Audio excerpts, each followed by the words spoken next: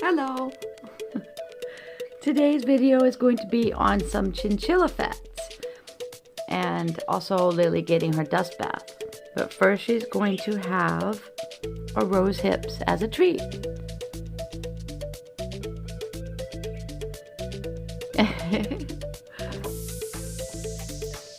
She really loves rose hips. And they can have them. Snow! Here, baby dog. Do you want to say hi? Hi, Snow. Snow, likes to say hi. There's baby. Baby cat. Hi, baby. Cat got your tongue? Guess so. Hi, Snow. I think cat's got baby's tongue. Birdies. Hi, birdies. Okay, so back to Lily, who is the star of the show. After she finishes her rose hips, we'll have a dust bath, and then we'll get into the chinchilla facts.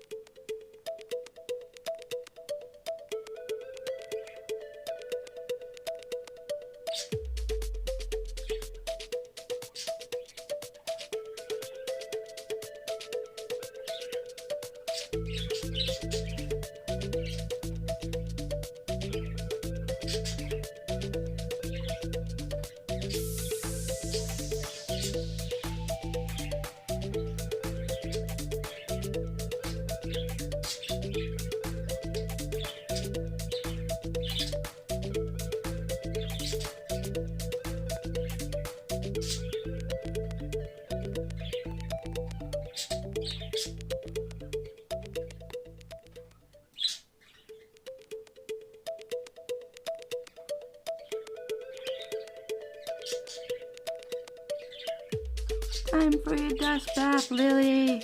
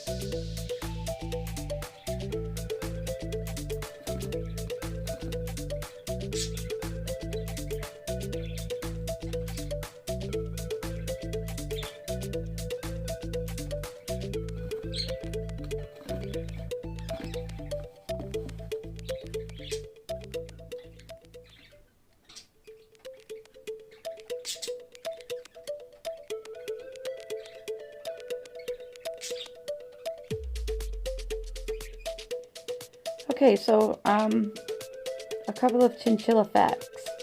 There are currently only an estimated 10,000 individuals left in the Chilean mountains.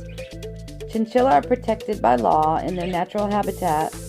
However, it is difficult to monitor hunting in the remote mountain ranges of the Andes, and illegal hunting still does continue in some areas. And that really pisses me off, that they have to hunt these little creatures for their fur. I mean, the fur belongs on them, not being made into fur coats. Can you imagine? And it's a horrible thought, but how many chinchillas have to be killed just to make a fur coat? It's just absolutely unconscionable. So, and chinchillas have adapted to live in rock crevices and holes in mountains up to and over elevations of 14,000 feet. Their red blood cells are able to take up far more oxygen than other closely related species like rabbits and squirrels and things like that. This helps them to survive at such high altitudes.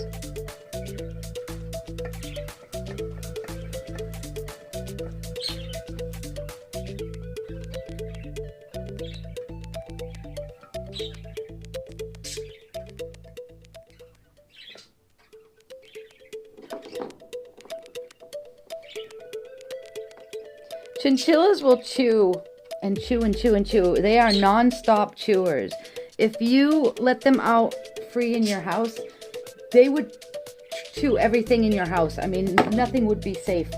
They would go through everything, even like cords, power cords. They would even chew that.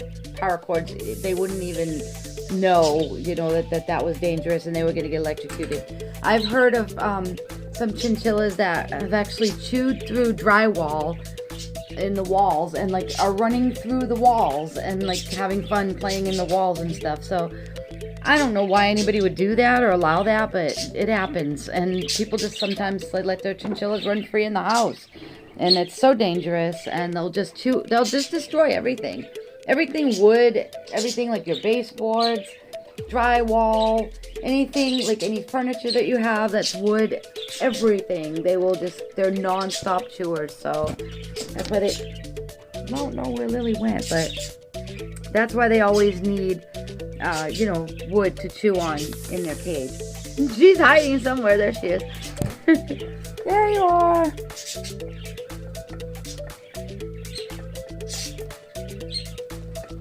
So just be aware of that their teeth grow non-stop and they just need things to chew on, constant things to chew on, wood, safe things.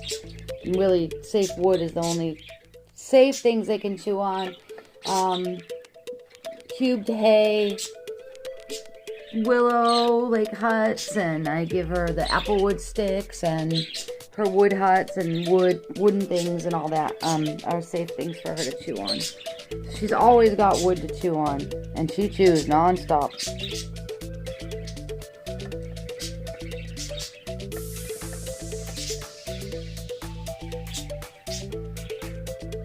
Right, Lily? And I'm not right, Lily.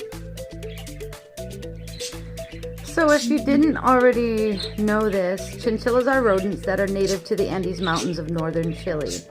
Often kept as pets, chinchillas are also prized for the luxuriously soft fur and were nearly driven to extinction because of the demand. Chinchilla fur was originally modeled yellow-gray in the wild, according to the Merck Veterinary Manual. Though through selective breeding, however, other colors have become common, including silver, yellow, gray, bluish-gray, white, beige, and black. And each hair ends up in a black tip, no matter what color the chinchillas are. Well, that's pretty interesting. First appearing around 41 million years ago, the chinchilla's ancestors were some of the first rodents to infest South America. Chinchilla fur became popular in the 1700s, and the animals were hunted nearly to extinction by 1900. About that time, Argentina, Bolivia, Chile, and Peru banned the hunting of wild chinchillas. However, according to the Chinchilla Chronicles website, an American mining engineer named Matthias F. Chapman got special permission from the Chilean government to bring chinchillas to the United States. He brought 11 chinchillas back to California with him. in 1923. So nearly every pet chinchilla in the United States today is the direct descendant of the 11 chinchillas that Chapman brought back to the country. That's really cool. Chinchillas are related to guinea pigs and porcupines, with short forelimbs and long, muscular hind legs. Chinchillas resemble rabbits and squirrels. That's why I call her a bunny squirrel. But their ears are much shorter and rounder. They have large black eyes and bushy tails. They have 4 toes on each foot, and the thin claws on each toe are surrounded by stiff bristles. Chinchillas are typically 9 to 15 inches long, 38 centimeters, 9 to 15 inches, and then 38 centimeters long. But the tail can add another 3 to 6 inches to their length. So they generally weigh about 1.1 to 1.8 pounds, or 0.5 to 0.8 kilograms. So again, they have such thick fur because in the Andes they can live in elevations as like up to 16,000 feet, like I just said, 14 to 16,000 feet. And at those heights, it can be really cold. It can be minus 5 degrees Celsius or 23 degrees Fahrenheit. It's the average minimum temperature in some places. Chinchillas can tolerate freezing temperatures, but they cannot survive in temperatures higher than 80.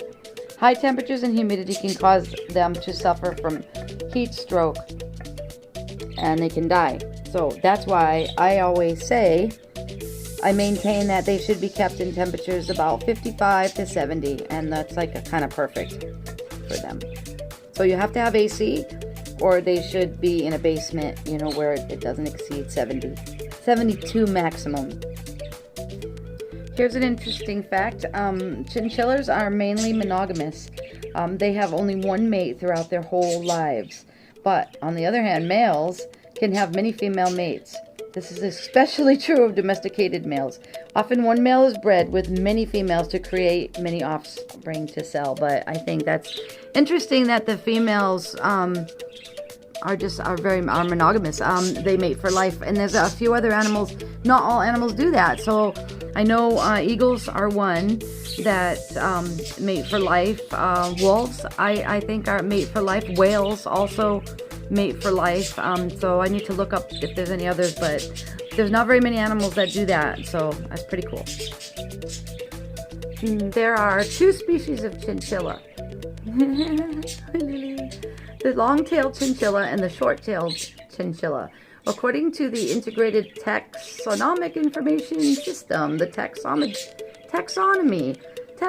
of chinchillas is Kingdom Animalia, Phylum Chordata, Subphylum Vertebrata, Class Mammalia, Order Rodentia, Family Chinchillidae, Genus Chinchilla, Species Chinchilla, Short-tailed chinchilla and long-tailed chinchilla.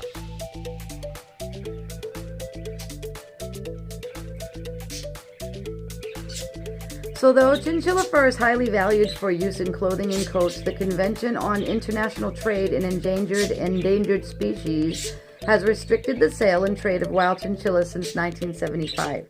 Many chinchillas are bred commercially for their fur.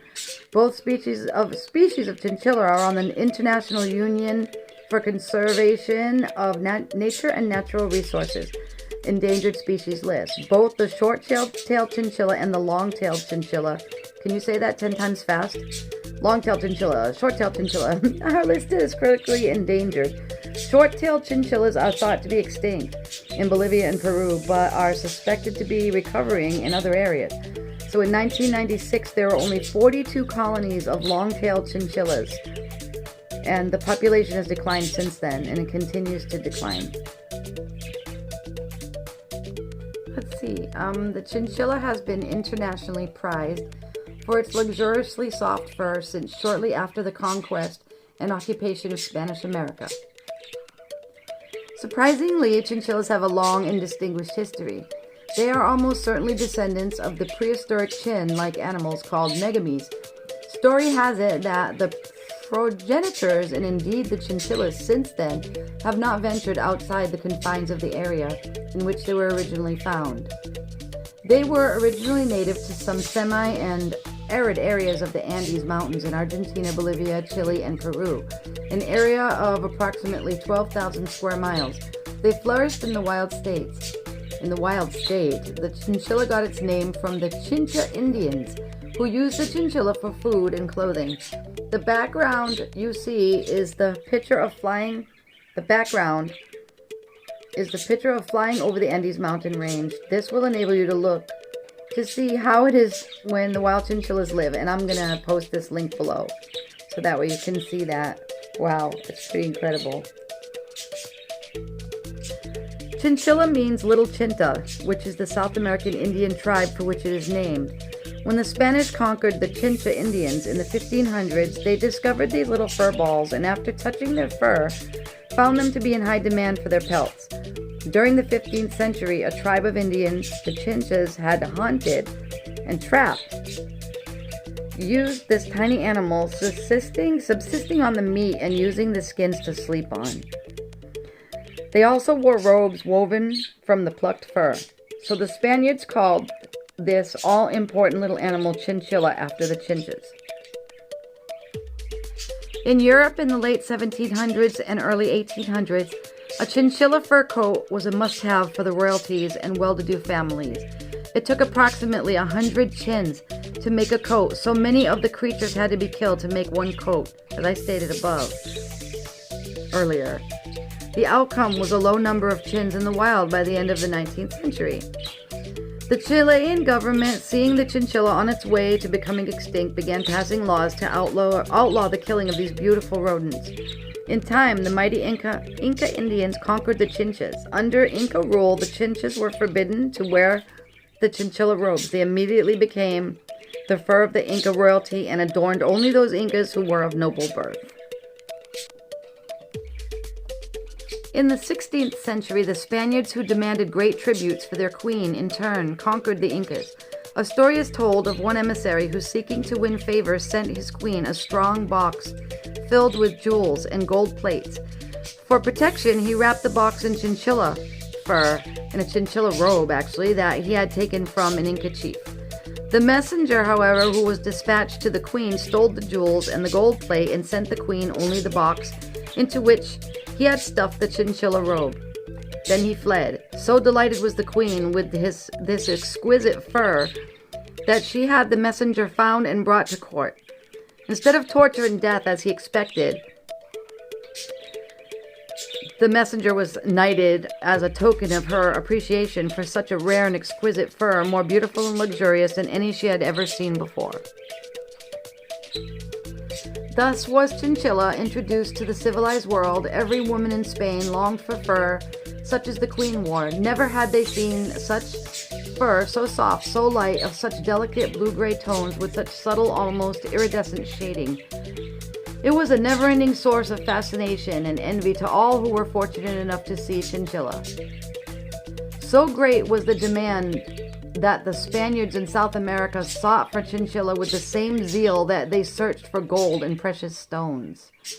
The demand continued to grow faster than the supply as news of the rare and lovely fur spread all over Europe. I think my story is putting Lil Chill back to sleep. So we'll be finishing up here in a minute, and story time will be over. The demand continued to grow faster for the supply as news of this rare and lovely fur spread over Europe. Chinchillas live 3,000 to 15,000 above sea level. They live in crevices or burrows high in the Andes Mountains of Peru, Bolivia, Chile, and Argentina. And this makes me think that that's why, their bones are so fragile, because they collapse basically so they can fit into tiny crevices and stuff to keep warm and get away from predators. The mining ventures called the British to the Andes, and longing for their native sport, they sent to England the red foxes, which they turned loose in the chinchilla's native habitat. On weekends, the English hunted the fox, and every day and night during the week, the fox hunted the chinchilla. That's just really disturbing. So between the demand for the fur and the predator fox, the chinchilla was reduced to nearly extinction by the turn of the century. In 1918, the governments of Peru, Chile, and Bolivia outlawed the exportation of pelts and prohibited trapping, but the harm and the damage was already done. And then comes into play Mr. M.F. Chapman, who was working as a mining engineer for Anaconda Copper in Chile in 1918. When he saw his first chin, a native of Chile had captured one of the rodents and taken it to Chapman's camp to sell. Chapman purchased the rodent and developed a big interest in it. This interest lasted the remains of his life.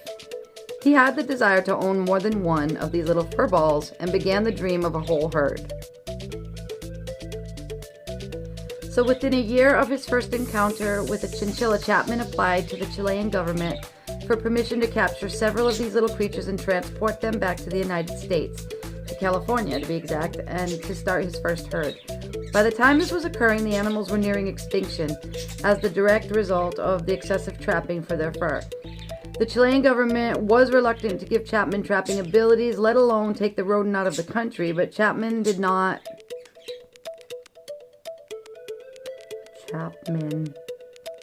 give up without a fight, and his persistence paid off when the Chilean government allowed him to do what he wanted. A trapping party of 23 men was hired to capture as many of the furballs as they could. Mr. Chapman was able to only get 11 of these animals, 9 males and 3 females. Okay, wait. Chapman was able to get 12 of these animals, 9 males and 3 females. Their journey to North America took them from Pastorillos, Chile, via railroad to the coast. They then went by the coastal steamer Palina to Caloa, Peru, followed by a steamship trip aboard the Anumuru to San Pedro, California.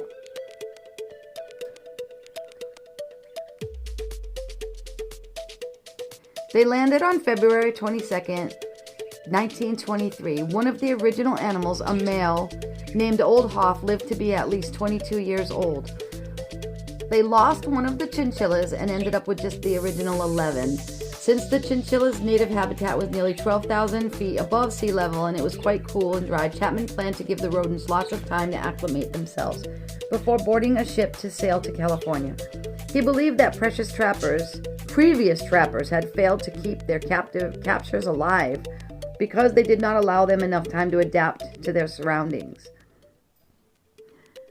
Chapman's put the chins in a cage and gradually lowered them down the mountain over a 12-month period of time. That's really amazing, that, because even with humans, you have to have time to acclimate when you're coming down and going up, up and down in elevations like that. So that's pretty cool that he knew that. They were cooled with blocks of ice and shaded from the direct sunlight. His careful attention to their needs paid off, and just the 11 survived the trip down the mountain. He started with 12, and 11 survived the trip. So the fact that he only lost one was actually pretty good, because if he hadn't have done what he did, probably none of them would survive. While on board the ship, they still received constant care. Supplies of ice were used to keep them cool, and wet towels were placed on their cages. While on board the ship, I just read that. While traveling on the ship, the animals had shed their fur before they had arrived in Los Angeles. A kit was even born while en route to the States. The first farm was located in Los Angeles, next to Tecachapi, California, where he was plagued with spring water that contained chemical matter believed to have reduced production, and by the theft of approximately half of his herd. It is believed that the stolen animals all died. Mr. Chapman moved back to the Los Angeles area in 4957 West 104th Street, then a country area identified as Inglewood. Pretty cool. Mr. Chapman's early structures approximated the conditions of the wild. He built a large retreat of brick and with an adjoining room. The original structures promoted an open-air, large space, and insulated nest boxes. The housing provided areas of protection from and full exposure to the local climate. The animals were offered a variety of feed and many places to exercise. In the early days, most people did not even know what a chinchilla was, and the fur industry had yet to establish a stable market for the domestic chinchilla furs. Over the years, Chapman did some experimenting with the chinchilla's housing and experimenting with the chinchillas' housing and diet. As the herd developed, they were offered for sale. Once the herd was established, their costs soared as high as $3,200 per pair. By the mid-1960s, thousands of chinchilla ranches were created, and chinchillas began to be offered as pets. Their price was usually $100 per animal, with approximately 3,000 ranchers throughout the United States and Canada breeding chinchillas. Their success as pets can only be given to M.F. Chapman to his dedication to the chin's well-being in the beginning. This interest lasted the remaining of his life, and therefore concludes our story time with Lily Chin. Say bye-bye, Lil. Say bye-bye, Lily. Time to go to sleep now.